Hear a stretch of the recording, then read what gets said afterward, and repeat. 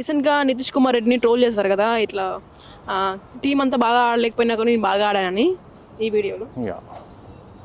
టైంలో match reach చేశారు కానీ మ్యాచ్ రక్షించలేకపోయారు. ఏం చెప్తారు? యాజ్ ఎ టీమ్ మేము ఫెయిల్ అయ్యాం, బట్ యాజ్ ఎ పర్సన్ నేను బాగా ఆడాను అండ్ ఇంకా మంచిగా ఆడాలి అండ్ ఇంకా కొంతమంది బాగా ఆడుంటే we would have win that match. But it's a sports and ఎవరో ఒకరు విన్ అవ్వాలి.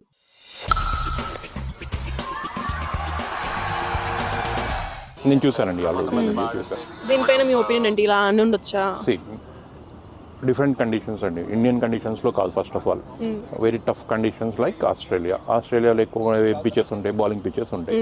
అలాంటి పిచెస్లో ఒక న్యూగా డెబ్యూ చేశాడు. డెబ్యూ చేసిన అతను కన్సిస్టెంట్గా ఒక 30 to 40 రన్స్ ఇచ్చాడు. మీకు కన్సిస్టెంట్గా 2 మ్యాచెస్లో ఇచ్చాడు. ఫస్ట్ ఇన్నింగ్స్, సెకండ్ ఇన్నింగ్స్ 2 మ్యాచెస్లో ఇచ్చాడు.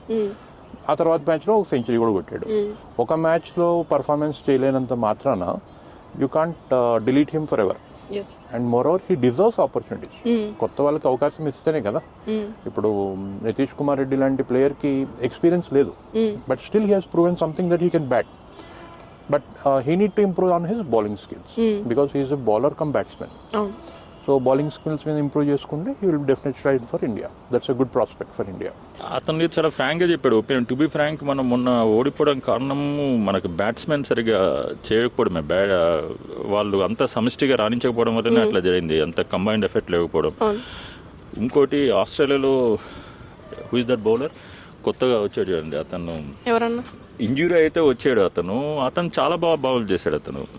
Scott Boland made the difference actually. Scott Boland almost 16 to 17 wickets తీసుకున్నాడు అతను. సో యాక్చువల్లీ అతను ట్రోల్ చేయడం అన్నది అది చాలా, అతను ఫ్రాంక్ ఒపీనియన్ చెప్పాడు, ట్రోల్ చేయడం తప్పు. బట్ అతను కూడా ఏంటంటే హీఈస్ బడింగ్, ఇప్పుడిప్పుడే వస్తున్నాడు కాబట్టి చాలా కేర్ఫుల్గా కూడా మాట్లాడాలని అనుకుంటున్నాను. అది తప్పు. అందరు ఇండియన్ ప్లేయర్సే, అట్లా ట్రోల్ చేయడం తప్పు. Okay, thank you so much.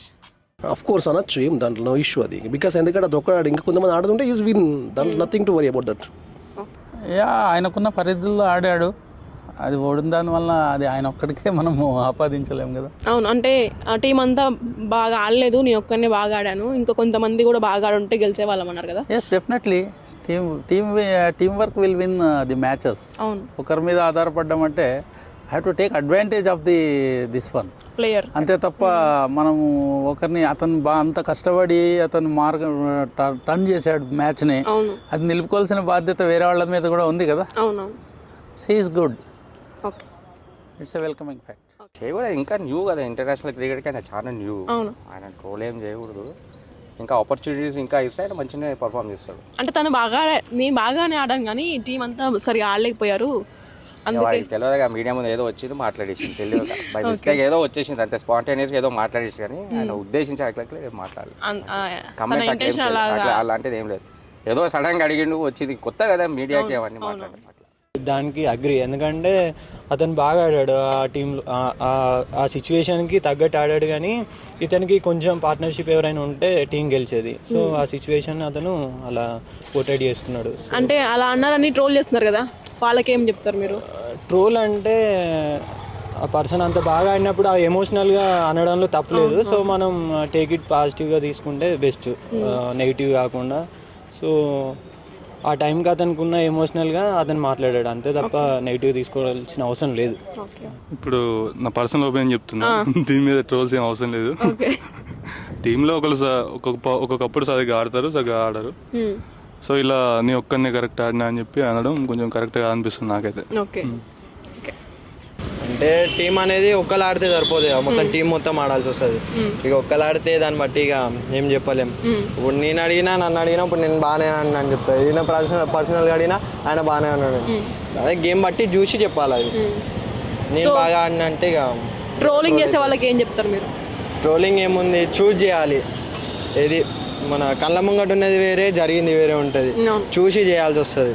ఏది పడితే అది చేస్తే తర్వాత వాళ్ళే బాధపడాల్సి వస్తుంది మళ్ళీ. See, that is his individual opinion. But as a team, they played together, right? So, winning and losing is part of the game.